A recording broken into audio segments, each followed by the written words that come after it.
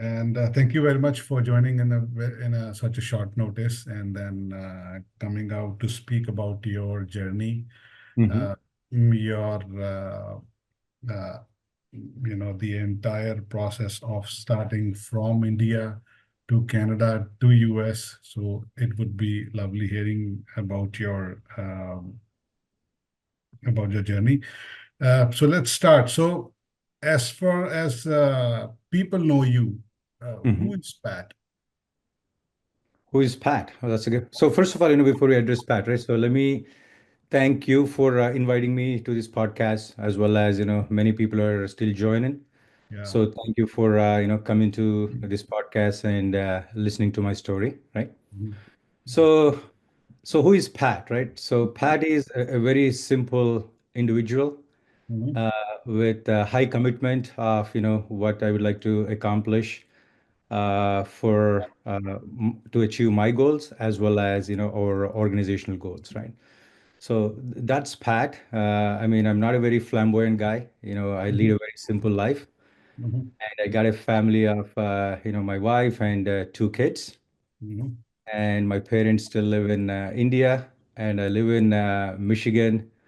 Right now, it's really white outside, actually, I think, and I don't even need lighting because it's so bright from all the snow that we had.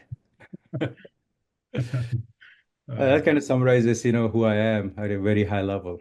mhm. So is Pat a loving father, a loving husband? Uh, how do you see Sure. from your employees' perspective? Do you see that your employees they fear you as a boss, or they love you as a human being and then as a boss? Okay, so I think there are a lot of questions came in, right? So first, let me address is Pat a lovely husband, right? Yeah, So from a relationship perspective, this is my 20th anniversary. We just celebrated our 20th anniversary. good to know. Definitely, I think a loving husband for sure, but I think I have to give a lot of credit to my wife because we faced a lot of challenges with our son. So she has Mhm. been a better part of me throughout the journey. That's probably a nice segue into is Pat a loving father. So I have two kids. The boy is 15 and my daughter is 12. Mhm. And one of the interesting things is that the challenges that I mentioned a while ago is that my son is special needs. So Mhm. he has a seizure disorder that we kind of known about it when he was 6 months old, and it was a bit of a devastating things for us at the Mhm. time when we learned his seizures are gonna last like an hour or so for about 4 years. Yeah. Every 2 weeks, we were always at an emergency, right? And then to even know that that this is not a situation that can be recovered because there are a lot of seizures people can outgrow it, and this is not something that he can outgrow, and we Mhm. have to live with this special needs situation for rest of our lives. Mhm. But my wife and I both were took a big resolve, being strong and support him in every way possible, right? So in that sense, I think I love my kids, and my daughter is great. She has a lot of ambitions and aspirations of what she wants to do, kind of following my lead. So hopefully she's going to come out well, and then we'll do best for our son, right?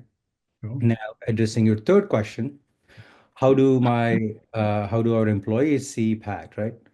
So I tell my team that I'm just a team spin away Mhm. anytime, right? So I don't really believe in any kind of red tapeism and so on, right? Anyone who brings tea in Hyderabad office to some of my direct reportees, anybody could reach out to me at any time. That's what I tell my team, and Mhm. they don't have to fear about anything. If they see something that bothers them and that need to be addressed with me, so they can always reach out to me. I'm always open about communication with my team. So that's why they don't fear Pat at all. Isn't how I put it? I know some of our employees here, and they can kind of vouch to it. But All right. then, some people say that boss should not be loved, they should be feared. So do you believe Ah, that? no, I do not believe in that at all, right? So, that's probably, maybe I would say 50, 60 years ago, not actually in the current world, right? Yeah, do my dad feel that way? Yes, right? So, but not in today's world, right? See, a boss always have to be approachable, right? So, because the only way that things that you need to improve in your organization is by getting direct feedback from your team members, right? So, obviously, when people fear you, they won't be open with you, right? So what you need to create an environment where people are open to actually share their ideas, their feedback, so that way you can actually make improvements in your organization. Hmm. No, no, right, right. And then you also mentioned that you have to be strong, uh, obviously because of your personal situation, and also yes, the strength would also be needed in your professional decision making, I'm sure. Uh, Yep. how do you gather this much strength? So I think certain attributes are probably inbuilt, as you grow up, right? I mean, definitely, my mom and dad actually inculcated some of those attributes from day one. Even as a child, when I was uh, 11, 12 years old, I used to help my family business, and we used to have a poultry business. Mhm. So as a kid, I was never actually taught that, hey, you got to do this. So I always thought, hey, this is my job to do it, right? So when I was 11, 12 years old, I used to take my bicycle, go about 12, 15 kilometers, in India to actually bring all those chickens from the other farm so that, actually we can sell these to the people in the village, right? Mhm. So my mom or dad never used to tell me that, hey, you got to go and actually get these chickens at this time. I see, how many chickens are left in the farm, and then I run to the poultry and go myself and bring those chickens, right? So that's kind Mhm. of how some of these qualities are inbuilt. But over time, with your experiences, you learn a lot, right?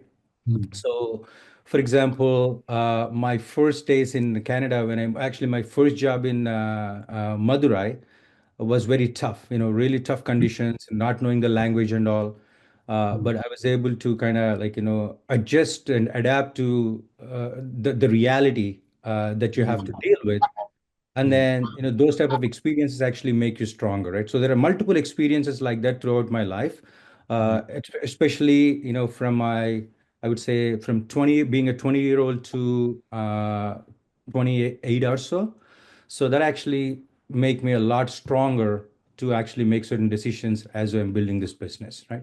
But we Mhm. can actually get into some of those details, as you go through that, some of my path in journey to Canada. I mean, there are some interesting aspects of my life that, I think, those experiences will really help people to understand where I come from.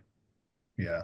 And then any specific childhood memory which you generally, what happens is that uh, while living, they generally get to have a memory of their childhood, that okay, this is what I did at that particular point of time, and then I am proud of myself for that particular incident. Gives you a lot of strength, lot of courage to go over and beyond. So, do you want to share something related to that? See, sometimes, grief can actually make you really strong, right? Yeah.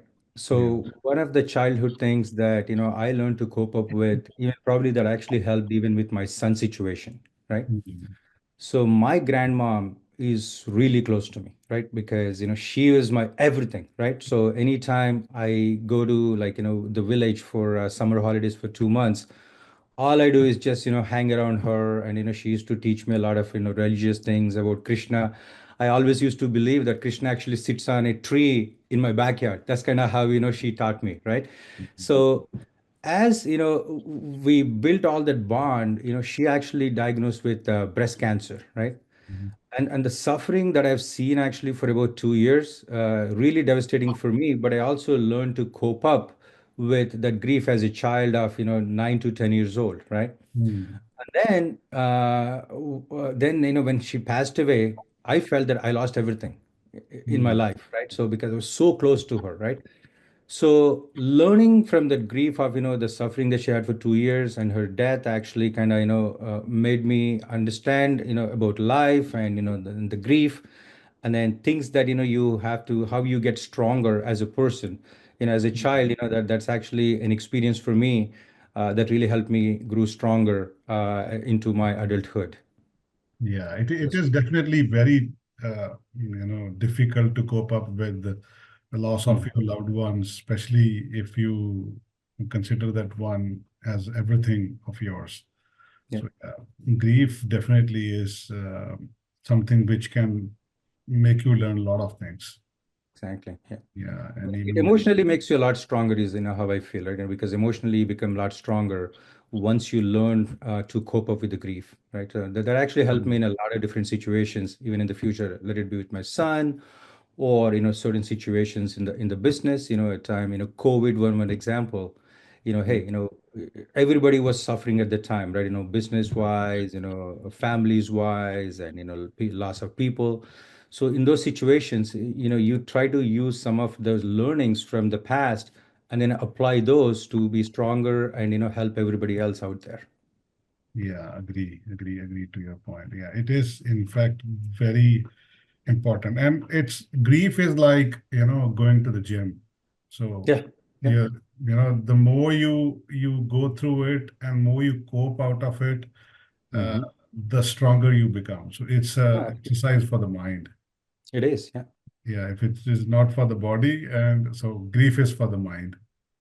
Yeah. Yeah, agree. So share something about your journey from India, from starting from Madurai, Sure. first job to Okay. Canada, and then we will move to US finally. Sure, yeah. So I think, my journey is quite interesting, right? So if I look at my first education, I graduated with a 3-year bachelor's in microbiology and biochemistry. That was my Mhm. first degree. Part of the reason was, I think I gotta go back a little bit, like, how, Indian parents influence your mind to, what they want you to be rather than what you want to be, right? So, as a kid, as a child, I was always into, entrepreneurship, right? And I want to be in business, right? Mhm. So as soon as I graduated from 10th grade, so you get to choose the track in India. Back in those days, once you choose a track, you got no going back, right? Like in America, you can be whatever you want. Back in those days, in early 80s, or sorry, late 80s, the only option you have is, you choose either like a biology track, or a engineering track, or a business track, right? Agree. So naturally, I chose business track, and then I came home. I told my dad, "Hey, oh, Dad, I took CEC, for my intermediate, right? So which is your 11th and 12th grade." I said, "Well, no, no, no, that's not what you're going to do. I mean, if I want you to be a doctor, so you go back to principal and change your thing to BIPC, which is actually biology, chemistry, and so on, right?" So, I take my bike back, and, I tell my principal, "Sir, my dad wanted me to be a doctor. So here I am in BIPC, right?" So long story short, you know, I was, I actually fear when I see blood, actually I get worried, so for me to see as a doctor, impossible, right? So a lot of memorization and all, I mean, I'm good with names, but in terms of memorizing all this biology and all, that was not my cup of tea. So, yeah, and actually, in India, you have this system, like, reservations, right? Open caste and so on. So, to make a med school in my state, Andhra Pradesh back then, you gotta be, rank 500 out of 100,000 people who write the exam, right? I was only up to like a 3,000 rank. That's all I got, right? Mhm. So I couldn't make it to med school. Now, your only obvious choice that you have is you're stuck to the track. You can't go back to business anymore, right? So I was forced to take the microbiology and biochemistry, right? So that's kind of how I got into the biology track, right? So just a bit of history of, how your parents try to kind of, Mhm. influence your decision making in India, right? So then now, I did actually wanted to go for and do a master's, so I did get admission in BITS Pilani, Mhm. but I also got a job in the process in Glaxo as a pharmaceutical representative, right? So it was an interesting decision to make, but I'm like, you know what? Let me work for a couple of years, and then I'll figure out a way to go back to education is what I thought, right? So then I went to Bombay, and then I went to a 6 weeks boot camp in staying in Bandra in the Glaxo campus. And then my first posting is in Madurai in Tamil Nadu. Mm. So as you know, back in those days in Madurai, nobody speaks any English and there's no Hindi and only Tamil, right? Whether it is a doctor's nameplate or a bus, everything is in Tamil, right? No other language. Yeah. So here is a 21-year-old, 20-year-old kid, getting into thrown into the dark, right? In no language. I mean, nobody speaks your language. Food is okay. I mean, I eat anything. It doesn't matter, right? So I Mm. was okay there. But now my biggest challenge is how do I, survive in this, language issue, right? So even for my to do my job, I can't figure out the doctor's name because there are multiple doctors. You don't know which doctor to see, right?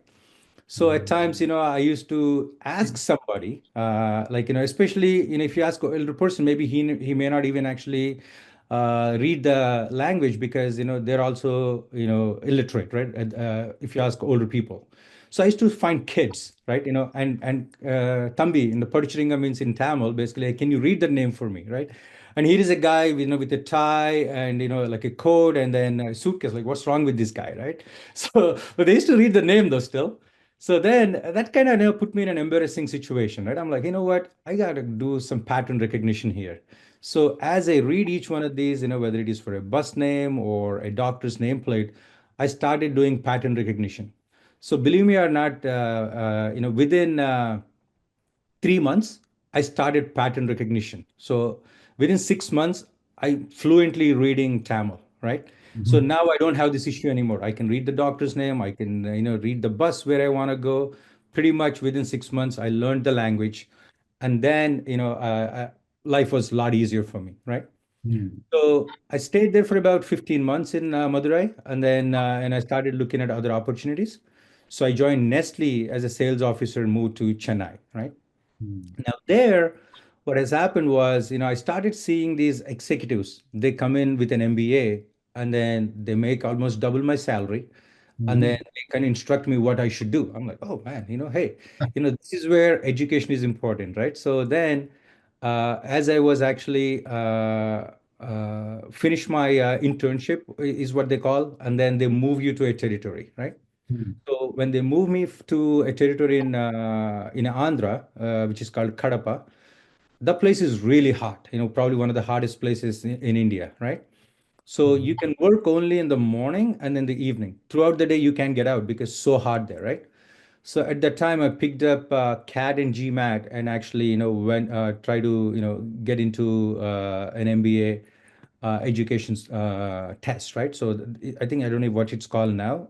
Back in those, it's called CAT, to get into an Yeah. IIM or IIFT kind of school.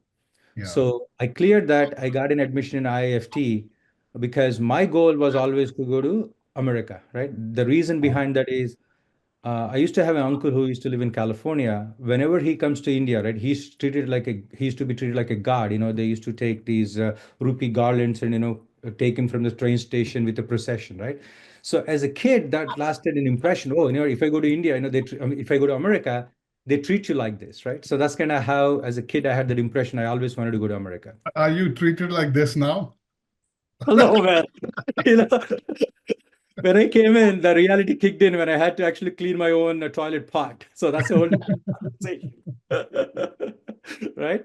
So, but as a kid, that's the impression, right? So that's the reason I carefully chose foreign trade because with foreign trade degree, I can actually go to different countries and travel around the world and eventually get to my goal of going to America. Right? So that's kind of how I chose IIFT, and I quit the job and I joined IIFT, right? Mm. So meanwhile, I mean, I think I forgot to tell you one thing. When I got sick because of my initial days in Madurai, I've applied for Canadian immigration, Mm. and then left it back of my mind because they told me you're gonna get it in 4 months. Nothing happened, but 14 months later, after I joined this program, and then I got the immigration paper from Canadian High Commission, right? So now it's a tough decision to make. Hey, you're in a good program for IFT. Either you continue this or you go to Canada, right? So Mm. then I chose, hey, what? This is my goal that I always want to go to North America. So who knows what's going to happen with my degree and so on. There are a lot of other steps. So when I have a paper in hand, why not, right? So I took Mhm. the bold step. In spite of my dad saying that, oh, don't go, don't go. But I kind of, hey, first time I listened to you, I never became a doctor. But this time, let me pursue what I wanted to do, right? I So want to go to North America now. exactly, yeah. So I ended up actually moving to North America, right? So even me getting to Canada is also an interesting aspect because this is where some of the skills that you asked about, how do you gain strength and survival of the fittest, those type of skills that are needed, to run an organization, especially during tough times like COVID, right? So I had $3,000 in my pocket that actually I made from my 2 years of working. So in the flight, I met, I mean, the deal was, the guy actually who helped me getting the paper, the deal was that, hey, you know what, you're going to meet somebody in Toronto, and then you got to pay $1,500 a month to that person, and they will help you to find a job and, get your feet on the ground, right? So that's kind of what the deal was. So that means what? My $3,000 are going to last me for 2 months. 2 months. So I met somebody on the plane because I had a long layover in Israel, because that was the cheapest that you can find to get to Canada from Bombay. So I took the Israeli Airlines. So I had almost an 11-hour layover in there, right? So I met this guy. He's also Telugu from Hyderabad. So we were just talking, and then he said, "Hey, you know what? I have an apartment in Windsor, and then it was only $500 a month. Actually, if we share, it's only 250 for you, and then food and all maybe a couple of $100 more, so about 350, $400, you're good to go, right?" Mm, So I'm like, okay, so that sounds good. So that means now all of a sudden my $3,000 can last up to 6 months, so I can actually figure things out. mm, So then okay, I'm coming with you, is what I told him. So here I am. I land on December 27th, 1997, snowing, just like how it is outside right now. So we took a tag cab and we took a Greyhound bus, came to Windsor, and that's the first time I see America across the river. So I did not even know that America is that close to Canada at the time, right? So I asked the cab guy, "Hey, what is that?" He's like, Detroit. I'm like, oh, Detroit from RoboCop, because that's the only thing I know about Detroit because I watched the movie RoboCop, right? It's all about Detroit back then, right? So basically, long story short, what has happened was it was kind of, when you get in with, with your accent, with your skin and all, it's very hard to get a job in marketing, what I used to do in Canada, right? So then I went to the university, and then they said, hey, you know what? Right now it's Y2K time. If you are able to do a computer science degree, that's going to be actually, you're going to have a good career in the future, is what I was told by the counselors there. mm, So that's mm, the time I actually got enrolled into a bachelor's program because I can't do master's right away because I mm, only have a 3 years degree from India. So that's kind of how I landed in Canada and got enrolled myself in the university. mm, Now, there is one thing that I think I have to emphasize here, part of the first 6 months of my journey, right? There is always a self-pride in me that can I ask my dad for some money? I could have asked, so that way he could have funded my education and the tuition at the beginning of my, Canadian days. But there is a pride in me, right? Hey, you know what? I told my dad I came here on my own, that, I went against his will, that he wanted me to stay and continue with IIFT. So I should not ask my dad for anything. That Now was, let me handle my situation. Huh? exactly, yeah, let me handle myself, right? So now you gotta make about $4,000, to pay tuition, right? So I Yeah. started working some part-time jobs in different places. My first part-time job was at Taco Bell. Mm-hmm. So that's also a funny story for some of the people here, right? In Mm-hmm. India, as you know, there's no such thing as a part-time job when you're studying because, when you're a kid, maybe it changed now. Back in those days, your parents actually, pay for the little tuition and then they feed you and all your job is to Almost study. the same, still almost the same. It's still the same, right? So yeah. So now here I am. I joined my first night at Taco Bell, so the guy tells me to mop the floor. I'm like, what is mopping the floor, right? So I asked him, can you show me how to mop the floor, my supervisor, right? And then he's like, he gives me a look, like, you don't know how to mop a floor? Then I told him that, well, unfortunately, I just came from India and I have no idea how to mop a floor. Then he shows me, then I was able to do it, right? But just to give you a context of, how you have to learn a lot of new things when you come to, a new country, right? So these are some of the basic things that people assume that you're not aware of, right? As an immigrant, some of these tough challenges. But the tough part there, that's not the toughest part, but the tough part is this, right? To save like $2, I used to walk about half hour from my house to the Taco Bell, right? And there was one point, where again, going back to, how, you gain strengths from what all you do is there was one point in time I used to do two jobs. One is actually working at the Taco Bell in the night from 8 to 5 a.m. And then I used to do a job at a furniture store as a salesman during the day, right? Only on the weekends they used to have this job. So I wanted to make as much money as possible to actually fund my education. So at one point in time, I only slept like 2 hours in a 48-hour span because working Friday night at Taco Bell, Saturday whole day at the furniture store, again Saturday night at Taco Bell, and then Sunday whole day at furniture store. I only got 2 hours of sleep. That too, during my commute on the bus, it was that bad, right? But these things actually taught me a lot to be more resilient and more strengthened emotionally to be able to handle tough situations, right? So then after that, I was able to do my bachelor degree in about 16 months. Then I finished a master's in another 16 months. Within 2.5 years or 3 years, I was able to get a bachelor's and a master's degree from the university. So that's kind of my initial stage in Canada, right? So let me stop there and maybe, if you have any other questions. No, this is an interesting story. So, anyone who is listening to you, it's like the intermission of the entire movie. So it's like the first part has just happened that someone from India has just landed in Canada and is still struggling. So I think the climax and every thriller is in the second part. So let's Second move half. there. Sure. Yeah, absolutely. Yeah. So from the second part, right? So I graduated. Actually, there is a bit of precursor to my second part of the story, right? So I used to TA a course for algorithms and C programming in University of Windsor, right? What has happened was during my last semester of my master's, the professor who used to teach that course went on sabbatical.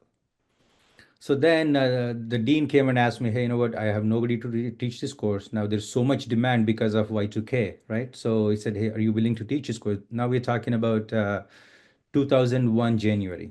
Hmm. I said, hey, you know what? I'll take a chance. I mean, I'm always, open about doing something new.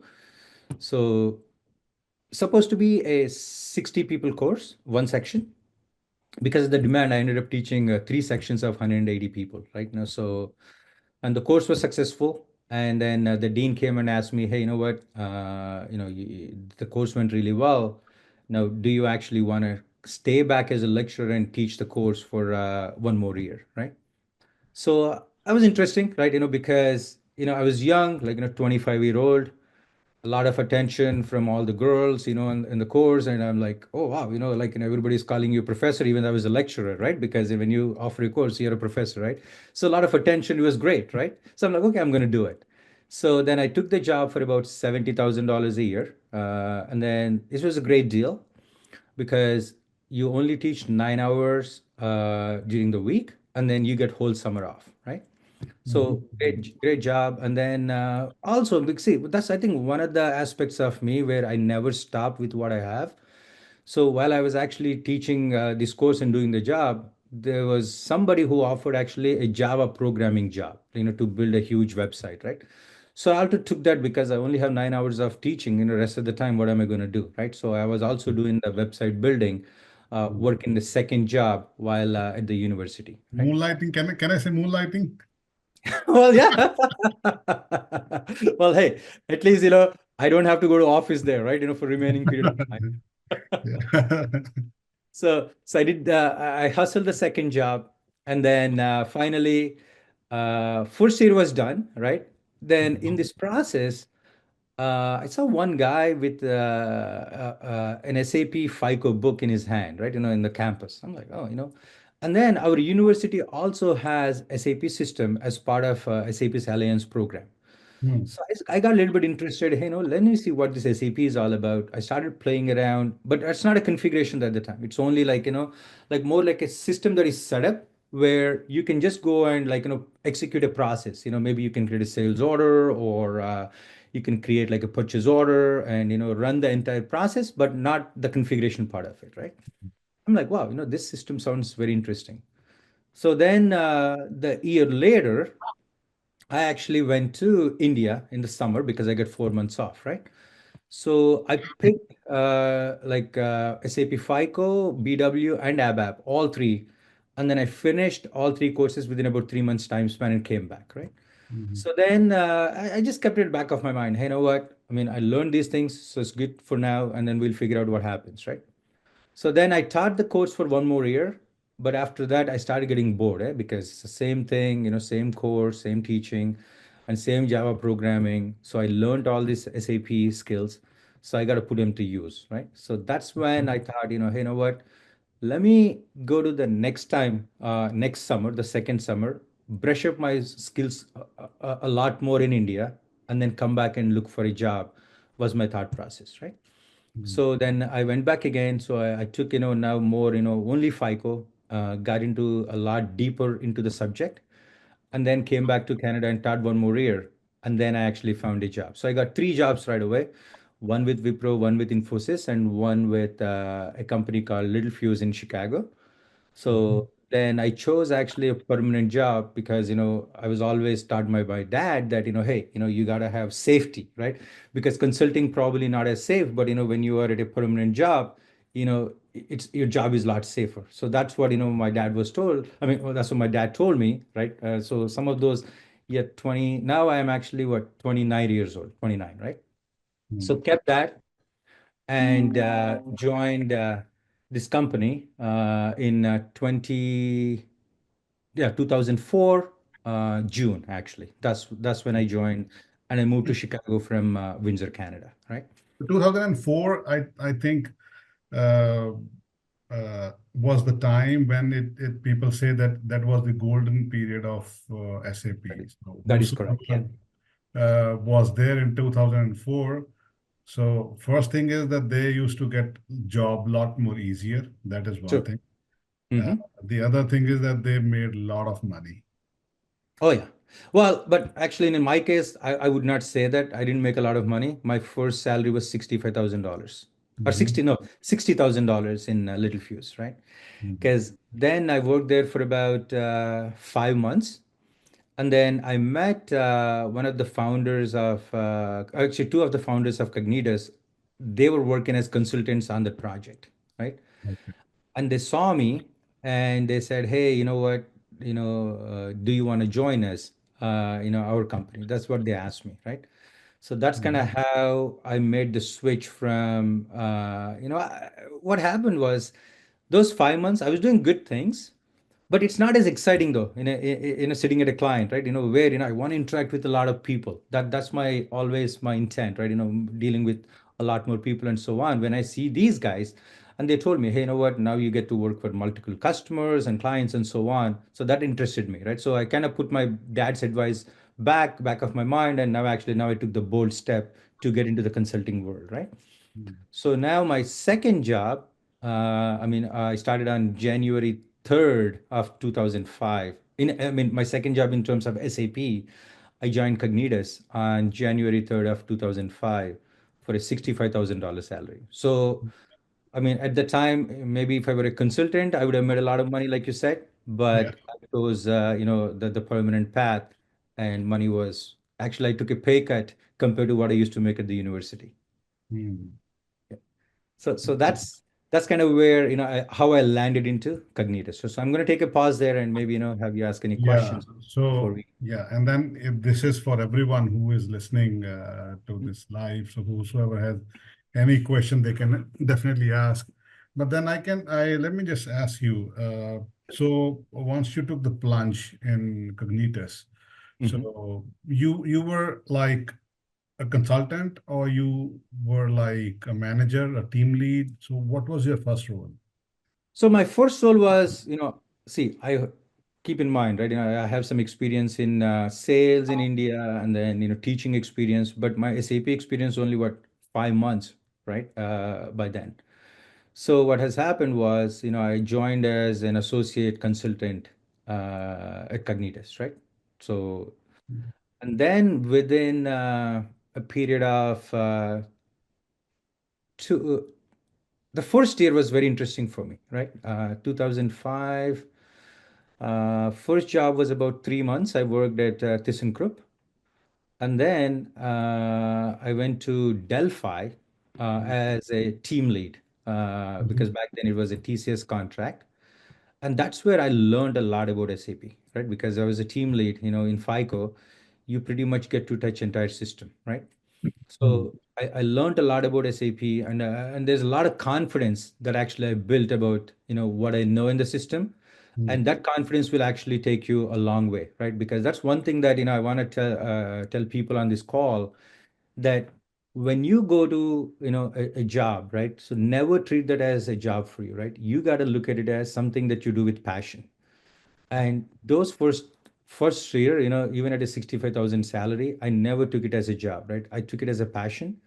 Now, two things comes with it. One is actually a personal satisfaction, and also it helps build your resume and your confidence a lot, right? Because that learning that I had, going out of my way, kind of paved the path for me for next 20 years, is how I would say, right? So yeah. those first 2 years at Cognitus, I was always, on a learning path, right? Learn and share your knowledge, learn and share your knowledge, right? That led the path to success, is, how I would say, the first 2 years. Mm, Now, as I was doing this, the founders noticed that, hey, you know what, this guy has potential. Now, let's actually engage him in more activities, right? So then I floated a lot of ideas, in the first year itself, saying that, hey, you know what, guys, we can do bigger projects, we can bring people on H1B, and I have some contacts, because some of the contacts that actually came through was, like I said, I never actually stick on one thing, right? I always do something on the side. So the way it has happened, all these contacts was uh, from 2004, actually five, when I was living in Detroit. I started actually offering SAP courses on the weekends, right? Because weekend, my wife is also quite entrepreneurial in that aspect. She's like, hey, you know what? Why don't we actually spend our weekend? We don't have any kids right now. And then she was also, I mean, I taught her SAP FICO. So we both were like, let's start something on the side on the weekends, teach mm, SAP courses so other people also can get the jobs in this area and we make some money, right? I used to charge $1,000 per course. So it used to be a 6 weeks boot camp, mm, every Saturday and Sunday, 4 hours, right? So I used to have every batch 15, 16 people, and my wife used to do all the marketing for this, because marketing is critical, right? Even to get candidates. So yeah. so my wife used to do the marketing, and I used to do the lessons. My experience as a lecturer in Windsor kind of helped a lot actually in doing this, right? So for about 4 years, I used to do this on the weekend until I had my first child. Mm, So because of that, those classes, I used to have a lot of contacts, so hey, these people that are learning, with some experience SAP, we can actually hire them into Cognitus, and then, make them actually as our employees and actually start bidding for the projects, right? That's kind of how we started actually building a team within Cognitus, bringing some of these folks. Even so founders, Rob and Nido were, very receptive to the idea, and they used to also come to Detroit, and because their specialty was in project systems and project costing, while I'm actually core FI, right? So they used to come, they used to offer, special course, right? So that way, there was a lot of enthusiasm among people to actually get certified in finance. so you So brought people from India to US. That was the first step. I mean, the first step would be like, more like, we used to transfer H1s, right? Because people already here, Transfer. Yeah. they go through my course on the weekends. Now, hey, they know SAP quite well. Now, hey, you know what? Let's actually put him to work, right? So that's kind of, Mm, we used to transfer H1s. And in the process, we also brought some people in India, but that's actually probably less than what we used to transfer here after mm, learning the course. Some people used to have green card by already. So we used to actually grab them and put them onto projects. mm, So there are actually maybe I trained probably 400 people or so over those 4 years. on different batches. So out of that, at least 50% would have got jobs in different places. Mhm. And today, indeed, they give us business to Cognitus, right? Because they're at a position of directors and so on. So they invite us to their bids and they give us business. So that's kind of Yeah, helps. this I know a couple of guys who have been trainers in the past, and then they have done really good once they are in their full-time job, and then uh, because ultimately what happens especially in the supply chain business, what happens is that someone will be your vendor, someone will become your customer, and because you end up being part of the entire ecosystem. Yep. So that's how you kind of help each other. So fast forward to today, uh, Hmm. you were talking about marketing. So how do you do marketing these days? Well, I mean, if you ask me 4 or 5 years ago, Nitin is, who is my other partner in the company, and me, our sales, marketing, we used to do it all together, right? Mhm. But then today we are so fortunate. We have an amazing marketing team, and Megan Demo, and she has a team of 6 or 7 people, and they run the entire show. More or less, they all report to me, but I probably provide some guidance, and Mhm. I have an amazing team, right? But marketing is a lot. I mean, it's not just about publishing your brand and bombarding your social media or web, right? I think that the critical aspect, actually, I see Dennis, who used to be our on the marketing side too. He's on this podcast right now. Mhm. So marketing is all about, promoting your values too, because, that actually carries a long way, right? And you promoting your values, promoting your success stories, promoting your strengths, and that's what it is all about, right? I mean, there is a lot of marketing material out there, but is it all successful? Probably not. But actually, what matters to people is the strengths that you bring to the table, the differentiator that you bring to the table, right? And the values, the core values that you bring to the table, so that way people can trust you and your brand, right? So that's kind of how I see marketing as. Yeah. So, and then how do you generate business these days, apart from the referral? So, what are your top three business generation tools or ways in which you do it? So I think, see, generating business as in like, how we actually get the leads is one Yeah. thing, right? Definitely, the SAP relationship is a major aspect of your, how you get the leads, right? I mean, as Cognitus, we are a SAP Gold partner, and then we have tight SAP ecosystem connections. So that's one way of generating your leads, right? No, because SAP teams trust your team, and then they're very confident that when they bring you into the deal, you make SAP successful as well as the customer successful. Mm. That's one channel, right? Now, the second channel obviously is, your relationships, right? Because relationships are the most critical aspect of this business, because we're not selling commodities here. We're selling actually our services, right?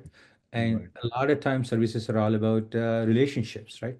Right. So some of the existing relationship that you had with some of the CIOs at these companies, IT Mm. directors, right? And Mm. also a partner ecosystem, right? Because for example, like today you and I are having this conversation, so in Mhm. tomorrow, like I could be asking you for some help, on one of my deals, or you could be asking us for some help on your deals, right? So Mhm. those relationships are critical, even though we are competitors, but we actually collaborate competitively is Yeah. that I firmly believe in. So we don't have to kind of like hide behind each other in the name of competition, right? We have to collaborate for our mutual success. That's one thing I tell all my team always, that any of the competitors in the market, right? So they're actually also collaborators with us, is how we Mm. see it, right? Because you never know, right? A skill that's needed is not in your portfolio. You can Yeah. actually talk to one of your competitors and then collaborate on the deal, right? Because there's so much market business out there. You don't have to fight in today's world for SAP business, right? There's Yeah. shortage in the market, right? Yeah. That's the second path. Now, the third channel is, obviously, we do active marketing campaigns, and then also now, our organization is grown in, such a level, with, Google searches and so on.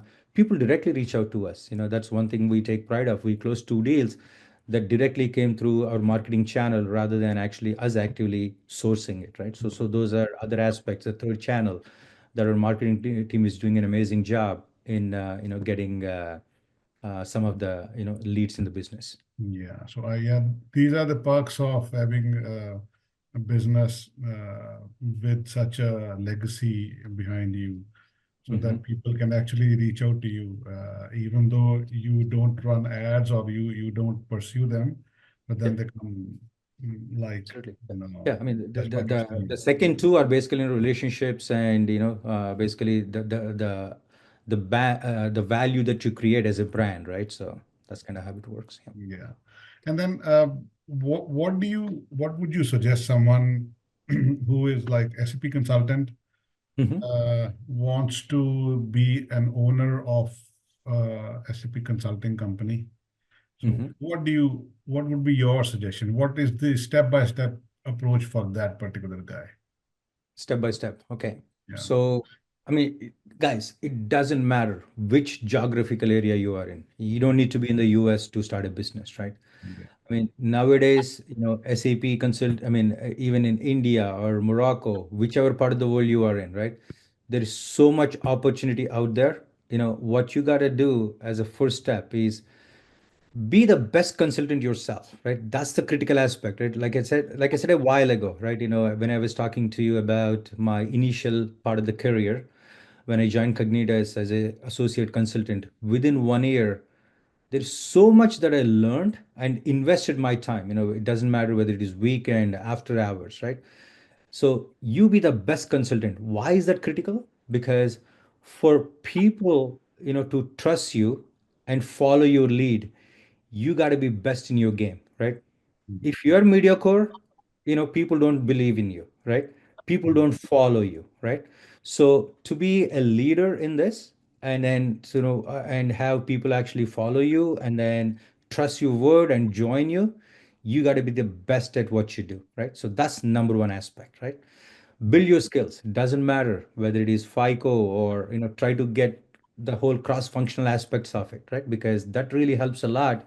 Not only from your own knowledge, you're also building these relationships in different with different people, right? So, Mm. and expand your horizons in terms of what you know in the system. Now, once you get that part of it under your control, right? Now, the next part is any project that you are in, right? It's not always about your area, right? Because it's about everybody's benefit. You know what that's going to do to you? And now people actually try to collaborate with you a lot better and then build a relationship.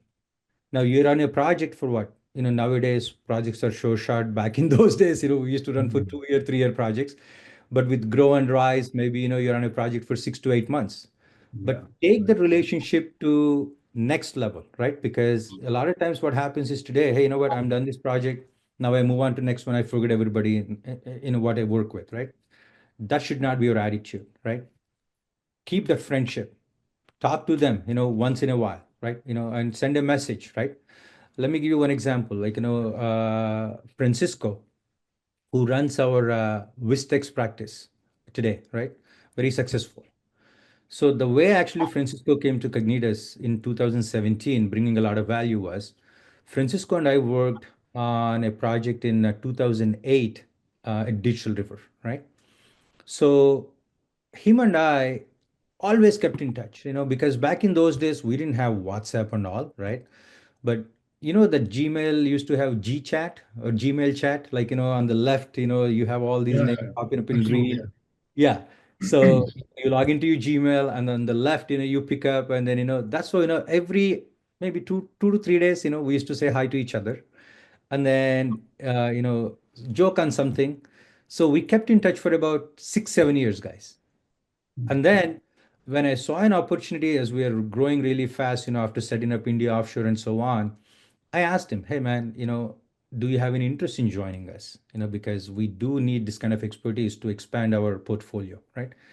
He said, hey, man, definitely I want to join, right? And today, he runs our entire pricing portfolio, right? So that's an example of keeping the relationship, right? Right. And why did he trust me? Because of, what I've told you before, right? Because you got to show your caliber and the depth in what you know, then other people also trust what you're doing, right? So Mm, that's the second aspect of continuing the relationship, right? mm, So once you have those two, now obviously the entrepreneurship will come into play, right? mm, Now there is no risk, sorry, there's no reward without the risk, right? So that's the saying, whether it is stock market or any of the bets that you put in, right? Now you gotta kind of like, be open, like, hey, you know what? I'm going to invest certain things. One is obviously your time, maybe some cash too, right? Especially when you're starting a business.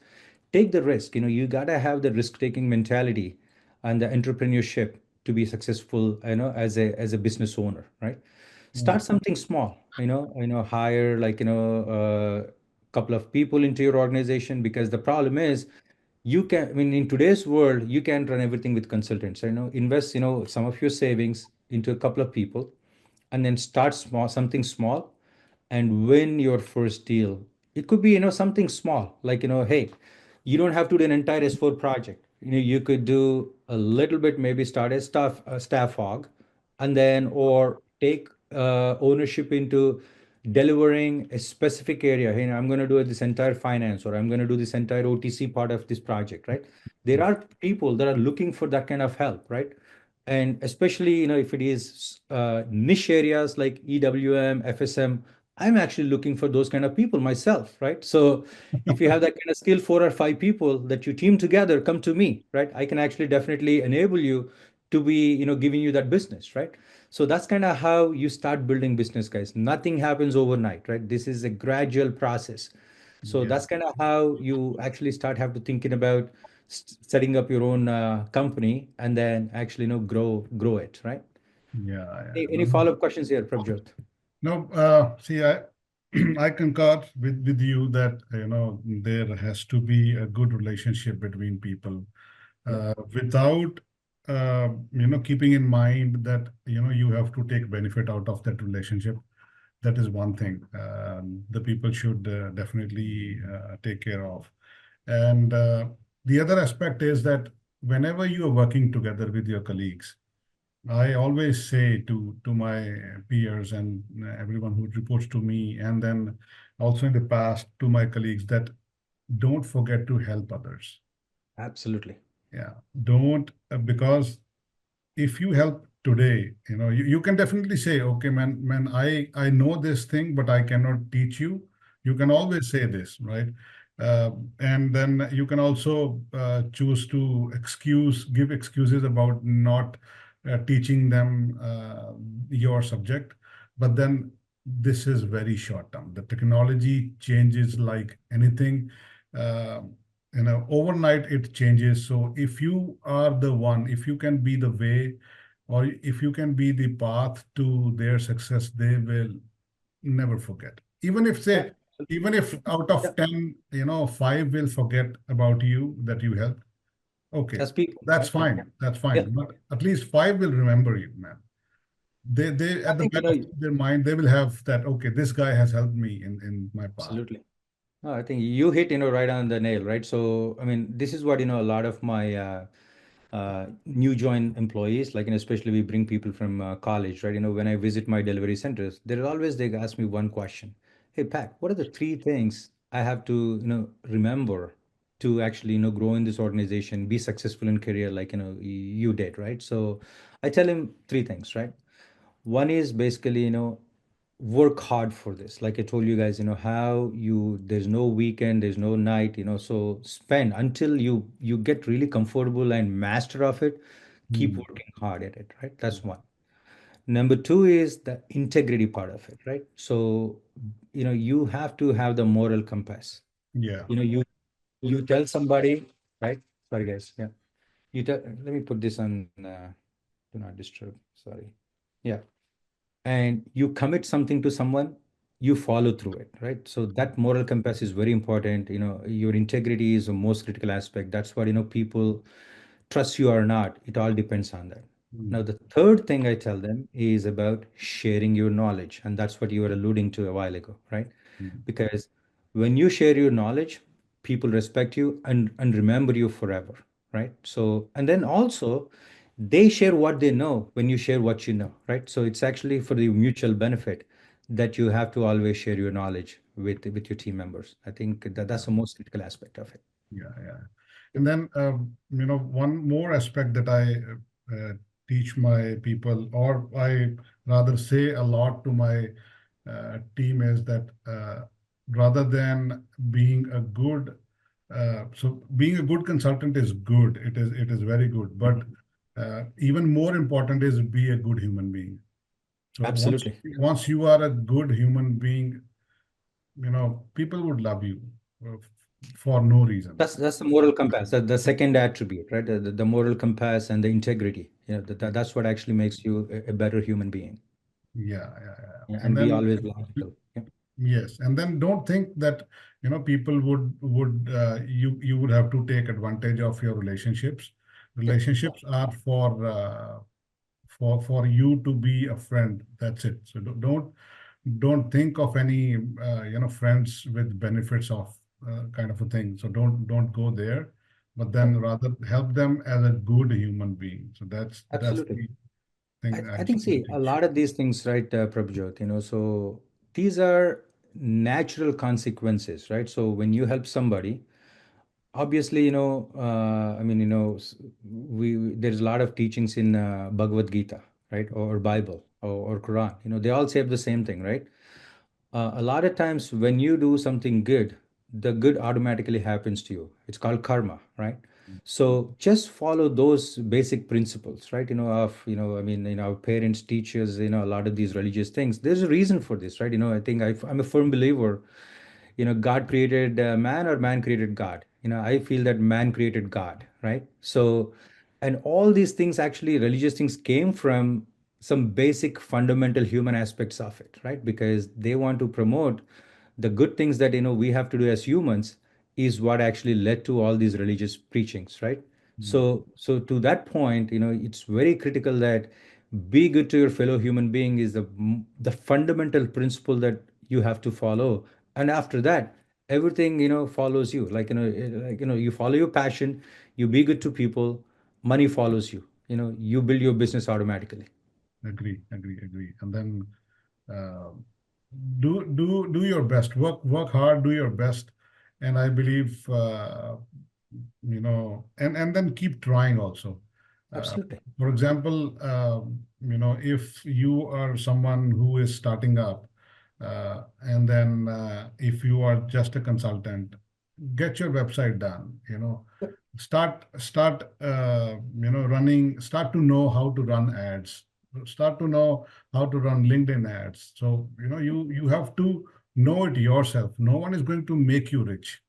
So And you also, reach out to people, in your network, reach out to people. Hey, you know what, I'm doing this, now, can you help me, right? Because, or how can I help you, right? Instead of saying, can you help me, how can I help you, right? That actually has a better connotation. Like, hey, you know what, this guy is reaching out to me to offering me help, right? So it's a better way to actually ask people, right? Hey, how can I help you, right? yeah, So yeah, that's another aspect that you need to focus on yeah. as a starting business owner. Yeah, yeah, yeah, right. And then, um, I was referring to the running of the ads. So do you also run ads in your organization? Do you? Oh yeah, we do a lot of Google ads, quite a bit, right? And Mhm. especially some, because we have some specialty products on aerospace and defense area and regulated side. So when you actually type that in, that's the first thing that pops up, like, Mhm. or business transformation. And at times, even I think there was one campaign that we ran where if you type SAP consulting, Cognitus actually pops up for Mhm. 15-20 days. That's the first thing that pops up on Google in Americas, right? So what do you call those? Some SO or something like that. There is a specific term that my team uses. So Mhm. these ad campaigns. Mhm. So I don't know what I some S and there is a O in there. So SEO, hmm? SEO, Yeah, SEO. Yeah, exactly. Yeah, SEO. Yeah, search SEO. engine optimization.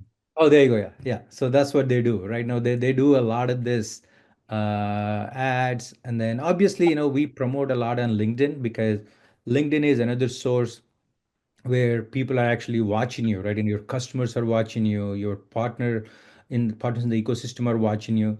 So be prominent on LinkedIn, promote all the, good things that you're doing, right? So people see, they may not hit a like for you, but they know what you're doing, right?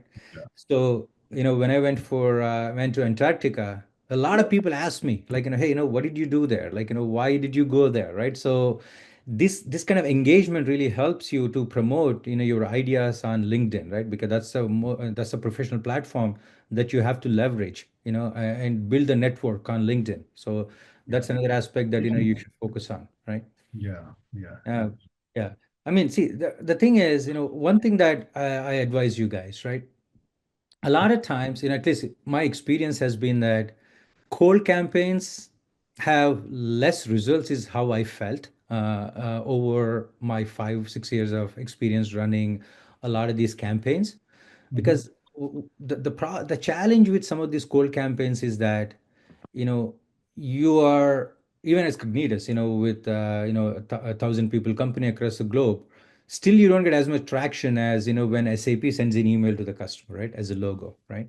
So what you got to focus on, especially, when you're starting it new, focus a lot on relationships than actually running a lot of cold campaigns, right? Because you may not get as much traction, but if you can partner and do co-branding messaging, that'll actually give you a lot more value to your time spent, especially on the ad campaigning and cold campaigns, right? Because sending an email, like, to 2,000 people may not get you as much result as what you do with a co-branding of somebody prominent, right?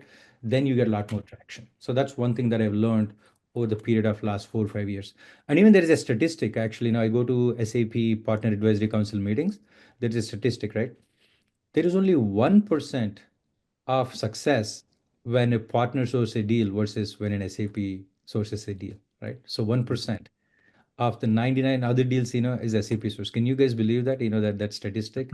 I thought that was very interesting. Hey, what? We spend a lot of money on these cold campaigns, but if I really see the results over the last 5 years, I didn't see a lot on cold campaigns. It's actually all the relationship building and, some of these, what do you call, the inflow of traffic that comes in actually gets us more deals than all the cold campaigns that we have done.